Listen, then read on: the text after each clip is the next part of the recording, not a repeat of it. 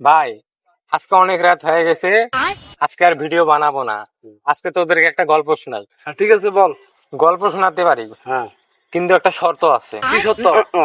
আমার কথার মধ্যে তোদেরকে হ্যাঁ না বলতে হবে। ঠিক আছে। তাহলে শোন, এক লোকের একটা ছাগল ছিল।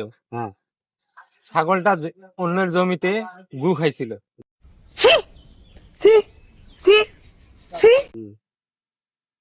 এখন গু খাইছিল। এখন গু খাওয়া দেখে ছাগলের মালিক ছাগলকে অনেক মারধর করছিল।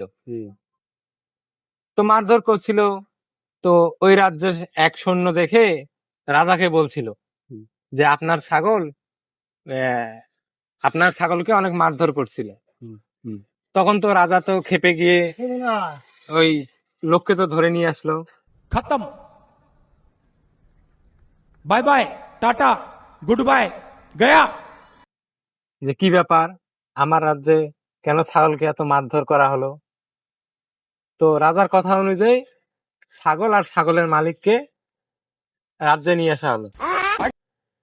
এখন যখন ছাগলের মালিককে যখন জিজ্ঞেস করা হলো যে কি ব্যাপার, তুমি ছাগলকে কেন মারলা, তখন ছাগলের মালিক বলল যে এই ছাগল অন্যের জমিতে গু ছিল, সে গু তুলে খাইছিল।